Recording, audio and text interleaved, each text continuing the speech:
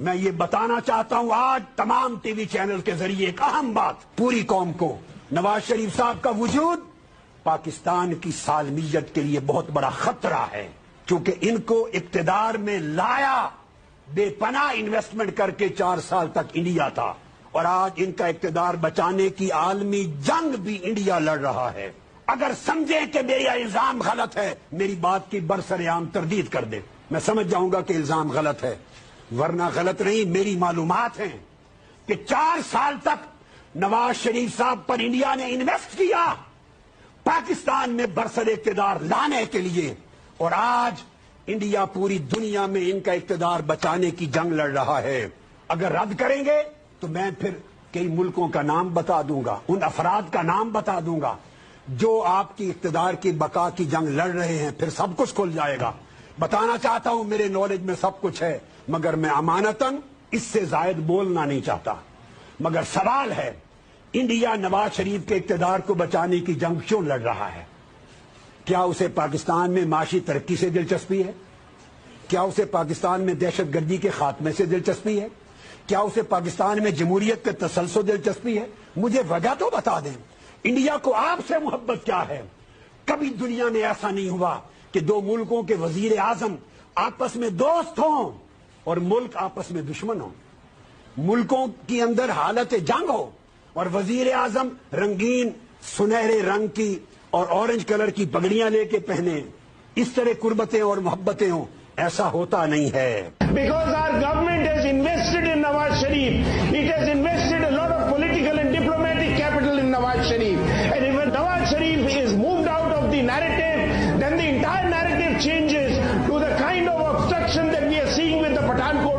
Jail سے کس طرح بھاگے تھے؟ ابھی تو بہت ساری باتیں ہونی باقی ہیں، ابھی تو حدیبیہ پیپر مل پہ بات کریں گے، اتفاق فاؤنڈری پہ بات ہونی ہے، اسامہ بن لادن کے ساتھی کون تھے، ان کو کیسے فائنانس کرتے رہے، کس کا کس کے ساتھ تعلق تھا۔ ہمیں تکلیف یہ ہے کہ جو زبان کل تک را کے لوگ بولتے تھے، یا جو زبان کل تک انڈین میڈیا بول رہا تھا، آج انڈین میڈیا خاموش ہے، نواز شریف صاحب بول رہے ہیں، یہ یقیناً یہ پوری قوم کو سمجھ میں آ رہا ہے۔ ہم اپنے میں آپ کو اتنی سنجیدگی سے یہ اس کا جواب دیتا ہوں کہ دیکھیں جو ممبئی میں ہوا، میں آپ کو یقین دلاتا ہوں کہ کوئی میں ایسا پاکستانی نہیں جانتا تھا جس نے اس کی مذمت نہیں کی، میں کوئی نہیں جانتا، کیونکہ وہ لائیو دکھایا جا رہا تھا، وہ ٹی وی پہ ہم دیکھ رہے تھے، جس طرح ٹوین ٹاورز کو گرایا جا رہا تھا تب بھی ہم ٹی وی پہ دیکھ رہے تھے۔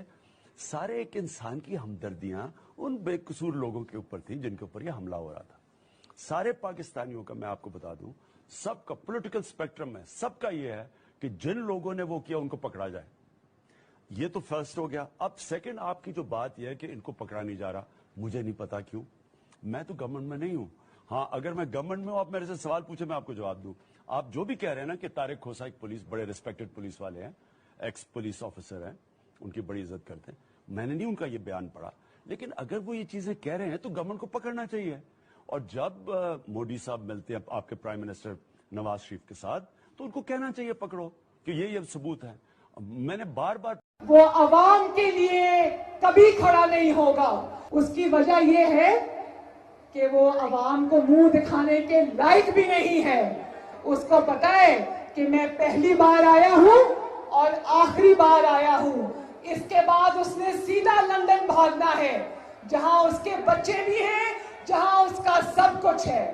یہ بھائیوں یہ وقت یاد رکھنا اپنی بہن کی پیشین گوئی، یہ بہت جلد، کیونکہ ڈرپوک تو ہے، جب اس کی آزمائش آتی ہے یہ بھاگ جاتا ہے۔ ایک مولانا رومی سنگ ہے کہ جب اللہ نے تمہیں پا لیے کیوں چونٹیوں کی طرح نہیں رہو، خدا کا واسطہ ہے پاکستان کا سوچو، آپ کا ملک نیچے جا رہے ہیں۔ ابن خلدون نے کہا، اور نوجوانوں یہ آپ کے لیے میں کہہ رہا ہوں، مجھے ان لوگوں سے سب سے زیادہ نفرت ہے جو دیکھتے ہیں کہ معاشرے میں ظلم ہو رہا ہے لیکن کچھ نہیں کرتے۔ مسلمان 1000 سال تک دنیا کی سپر پاور بنے رہے کیونکہ دنیا کے عظیم لیڈر اللہ کے حبیب نبی صلی اللہ علیہ وسلم نے مدینہ کی ریاست میں ایک عدل اور انصاف کا قانون لے کے آئے۔ ایک قوم اوپر جاتی ہے جب اس قوم میں انصاف ہوتا ہے، اور دوسری چیز ایک قوم کو جو چیز اوپر لے کے جاتی ہے उसे कहते हैं अखलाकियात, मतलब कि कौम में अच्छे और बुरे की तमीज होती है। जब मौलाना रूमी से किसी ने पूछा कि कौम कैसे मरती है, मौलाना रूमी ने कहा जब वो कौम अच्छे और बुरे की तमीज खत्म करती है, कौम मर जाती है। और जो अब मेरी ख्वाब है वो पाकिस्तान के लिए, कि पाकिस्तान वो रियासत बने जो इसको बनना चाहिए था, ये ख्वाब है। लेकिन अल्लाह ने सारी मेरी ख्वाबें आज तक पूरी की और इंशाल्लाह ये भी करेगा। लेकिन ये ख्वाब तब पूरी होगी जब आप पाकिस्तानी कौम मेरे साथ होगी। किसी ने मेरे से पूछा कि इमरान खान तुम्हें अल्लाह ने इतनी कामयाबी दी है, क्या समझते हो कि सबसे ज्यादा तुम्हारी कामयाबी क्या है? सबसे बड़ी कामयाबी क्या है? कि मैंने पाकिस्तानी कौम को शऊर दिया, सोच दी, हौसला दिया कि अपने हुकूक के लिए खड़े हो, कि मैंने कौम को एक आजाद कौम बनाने की कोशिश की। मैं आज आप सबके माशी इशारियों की अगर बात की जाए तो हुकूमत कुछ अच्छे इशारे जरूर बताती है कि पाकिस्तान स्टॉक एक्सचेंज जो है वो जबरदस्त बिजनेस कर रही है, बेस्ट मार्केट डिक्लेयर हो रही है। अगर सीमेंट सेक्टर की बात की जाए रिकॉर्ड बिजनेस हो रहा है। अगर हम करंट अकाउंट डेफिसिट की बात करें तो हम सरप्लस में जा रहे हैं। और इस तरह की कई मिसालें दी जाती हैं जिससे में ये बताने की कोशिश की जाती है कि मुल्क सही समत में गामजन है। लेकिन हाल ही में एक सर्वे रिपोर्ट मेरी नजरों के सामने से गुजरी है जिसमें यह बताया जा रहा है कि 69% आवाम ये समझती है कि मुल्क सही समत में नहीं जा रहा है, बल्कि मईशत आइंदा 6 महीनों में मजीद खराब होने जा रही है। और अगर हम महंगाई का हाल देखें तो इस बात को बड़ी हद तक सपोर्ट भी मिलती है कि इसी वजह से आवाम में बेचैनी पाई जाती है कि महंगाई पर, गवर्नेंस के हवाले से इशूज पर हुकूमत का कंट्रोल आहिस्ता आहिस्ता मजीद कमजोर होता नजर आ रहा है। इन तमाम अवामी मसाइल के दरमियान अभी आपने ताबड़तोड़ हमले ऑपोजिशन और हुकूमत के तो एक दूसरे पर देख ही लिए हैं।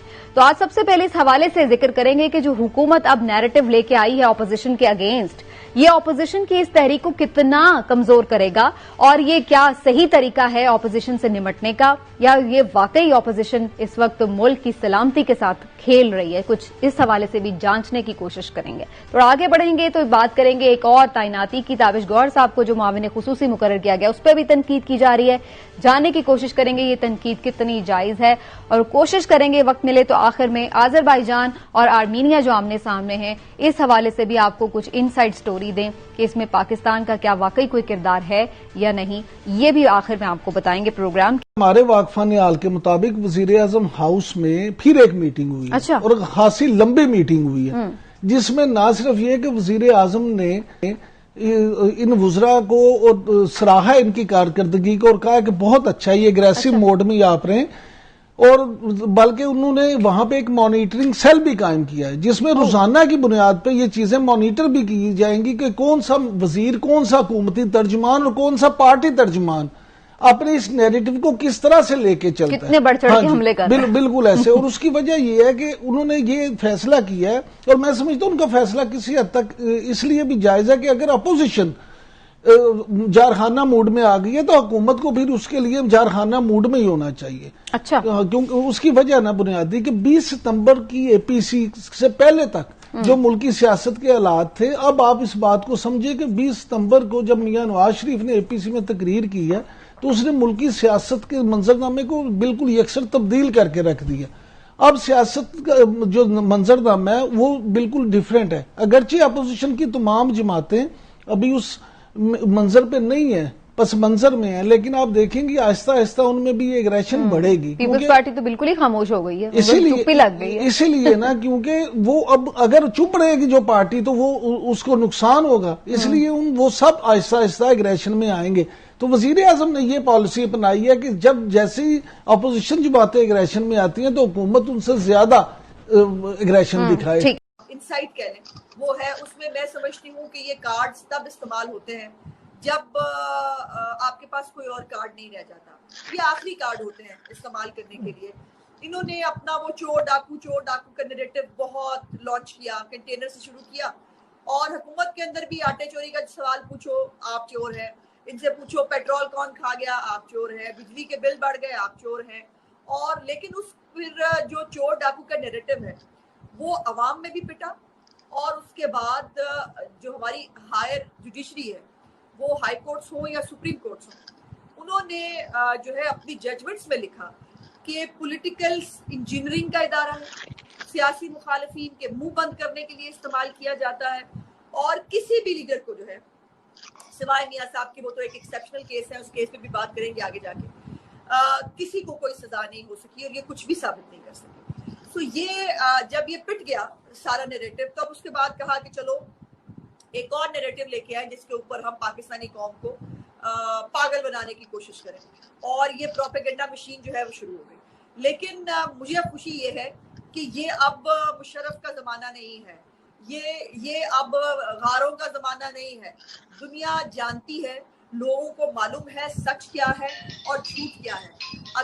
اگر سیاسی جو ملاقاتیں ہیں اگر وہ کرنا غلط ہے، اور دوسری طرف آپ ترس رہے ہیں کہ آپ کا فون کوئی اٹھا لے، آپ کا فون اٹھانے کے لیے وہ تیار نہیں ہے، تو مجھے معاف کیجیے گا، اور میاں صاحب، خیر میں تو اپنی بات کری، میاں صاحب کو تو مطلب وہ لیول ہی اور ہے، ہمیں ان سے کسی سرٹیفکیٹ کی ضرورت نہیں۔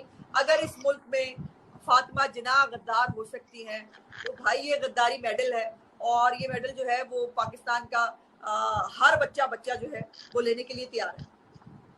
ٹھیک، پارٹی نے فیصلہ کر لیا ہے، جو کرنا ہے شیئر نہیں کرنا ہے، میں نے کیا کرنا ہے؟ اب شیئر وہ کہہ رہے ہیں جو کرنا ہے اب شیئر نہیں کرنا ہے۔ جی شیئر نہیں کرنا ہے، جی شیئر کر چکا ہے، ان کی اطلاع کے لیے عرض ہے کہ ان کو جو پارٹی سے نکالنے کا فیصلہ ہے وہ قائد میاں محمد نواز شریف صاحب نے سی سی کی میٹنگ میں کیا ہے، اور وہاں پر اناؤنسمنٹ کیا ہے، اور یہ میاں صاحب کا، ان کے قائد کا فیصلہ ہے کہ ان کی اب پارٹی میں جگہ نہیں ہے۔ مجھے افسوس یہ ہے کہ بزدار صاحب کا جو ہے وہ ایک دفعہ کا احترام شرک پوری صاحب کو یاد رہا، لیکن پی ایم ایل این کا اور میاں صاحب کا خود کا کتنا پیار اور احترام کا رشتہ شرک پوری صاحب کے ساتھ جو ہے وہ نہیں، مجھے سلام ہے، احترام ہے، یہ عظمیٰ بہن یہ بات نہ کریں، میاں صاحب کا ہمیں بہت احترام ہے، اس میں کوئی شک والی بات نہیں ہے، لیکن اختلاف رائے بڑے ادب کے ساتھ کیا جا سکتا ہے، اس کو آپ احترام کے خلاف نہ سمجھیں۔ پوری صاحب میاں نواز شریف کی پارٹی ہے، ان کا فیصلہ چلے گا، ان کی پالیسی چلے گی، ان کی پالیسی جو بھی ہے، جو تحریک کا انہوں نے فیصلہ کیا ہے، جو وہ پاکستان کی ڈائریکشن کو درست کرنے کی بات کر رہے ہیں، جو لوگ اس کے ساتھ ہیں وہ ہمارے ساتھ ہوں گے، جو نہیں ہے ان کی پارٹی میں جگہ نہیں ہے۔ یہ میرے الفاظ نہیں ہے، میاں صاحب کے الفاظ ہیں، اور آپ اچھا عظمیٰ صاحب ایک منٹ آخری میں پوچھ لوں، صرف ٹائم پروگرام کا ختم ہو رہا ہے، صرف آخری میں پوچھ لوں میاں صاحب، اگر مریم بی بی کے ٹویٹر اکاؤنٹ پہ فیک فالوورز ہیں، جی ان کے اصلی فالوورز نہیں ہیں، ان کے فیک فالوورز ہیں، ان کے کل فالوورز کی تعداد 5.6 ملین بنتی ہے، یعنی 56 لاکھ ان کے فالوورز ہیں ٹویٹر کے اوپر، ان میں سے 10,71,000 فالوورز جو ہیں ان کا ایک بھی فالوور نہیں ہے، یعنی 10,71,000 لوگ جو فالو کر رہے ہیں ان 10,71,000 کو ایک بھی آدمی ایک بھی اکاؤنٹ فالو نہیں کر رہا۔ 7,43,000 فالوورز کے ایک فالوور ہے، یعنی 10 لاکھ تو وہ ہیں جن کا ایک بھی فالوور نہیں ہے، 7,43,000 فالوورز ایسے ہیں جن کا صرف ایک فالوور ہے، کیونکہ 14,39,000 فالوورز کے 2 سے 5 لوگ ان کو صرف فالو کر رہے ہیں۔ آپ کو سمجھ آ گئی کہ کتنا بڑا اکاؤنٹ ہے؟ اب 1898 فالوورز کا اکاؤنٹ کل بنا تھا کل رات کو 37,000 فالوورز کا اکاؤنٹ 2 دن پہلے بنا تھا، جبکہ 2,97,000 فالوورز کا اکاؤنٹ ستمبر کے مہینے میں بنا تھا۔ کمال نہیں ہے کہ دنیا میں جو بھی اکاؤنٹ بنا رہا ہے وہ صرف ان کے لیے بنا رہا ہے، اور ان 5.6 ملین فالوورز میں سے 2 ملین فالوورز ایسے ہیں جنہوں نے ابھی تک 2 ملین یعنی 20 لاکھ فالوورز ایسے ہیں جو ٹویٹر پہ ہیں، جو مریم نواز کو فالو کر رہے ہیں، اور انہوں نے خود سے کتنی ٹویٹس کی 20 لاکھ فالوورز نے؟ زیرو، ایک بھی ٹویٹ نہیں کی۔ 6,85,000 فالوورز نے صرف ایک ٹویٹ کی، 6,85,000 فالوورز نے صرف ایک ٹویٹ کی، جبکہ 10,06,000 فالوورز نے 2 سے 5 ٹویٹس کی ہوئی ہیں۔ 2.374 یعنی 23,74,000 اکاؤنٹ جو ہیں وہ ڈیڈ ہیں، تقریباً 24 لاکھ اکاؤنٹس ڈیڈ ہیں، اور ان میں 49 فالوورز ایسے ہیں جن کے 1 ملین سے زیادہ فالوورز ہیں۔